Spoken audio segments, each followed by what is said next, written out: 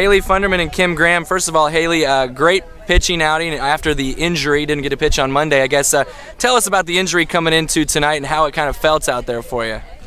It was still sore, but today I just texted Coach and told him I was going to pitch. No doubt about it. You weren't going to sit this one out against a team that you lost to twice earlier this year. Two really close games, I guess. What was the difference for you in this one? I think we just came in with a lot more emotion, and we cheered each other on a lot more.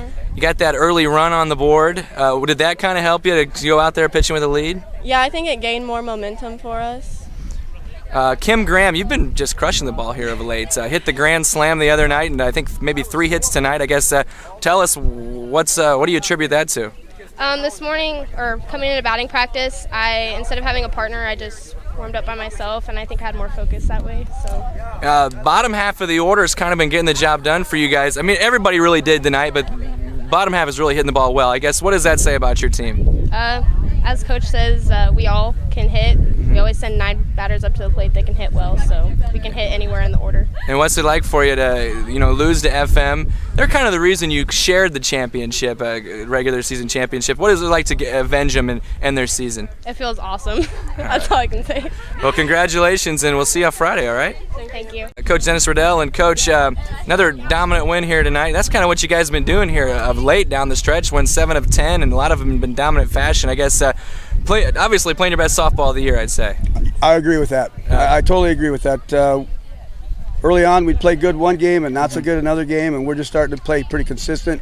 I had a feeling when I started this thing with these kids 2 years ago that we could play like this, and now they're starting to do it. So they're just, and let me say that these are great kids. Yeah. It's almost been like a love affair with these kids from Essex.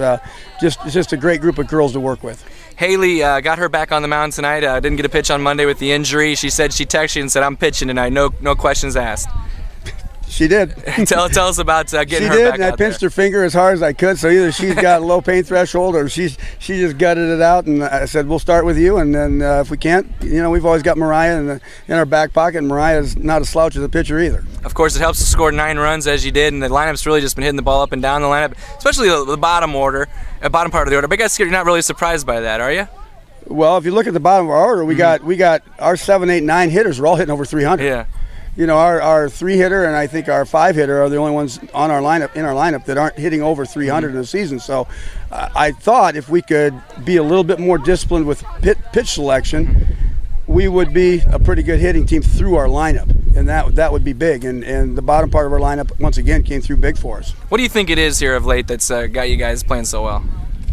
Well, I don't know. I'd like to take a lot of credit for it, but no, I can't. The kids are buying into what we're trying to do as coaches. I've got a great assistant coach in Taryn Bell. We have about the same philosophy. We talk to the kids differently about things, and I actually had a friend of mine, and a friend of mine did a kind of a mental profile on all of our kids, so I know how to talk to them. In critical situations. So that helped out a lot too.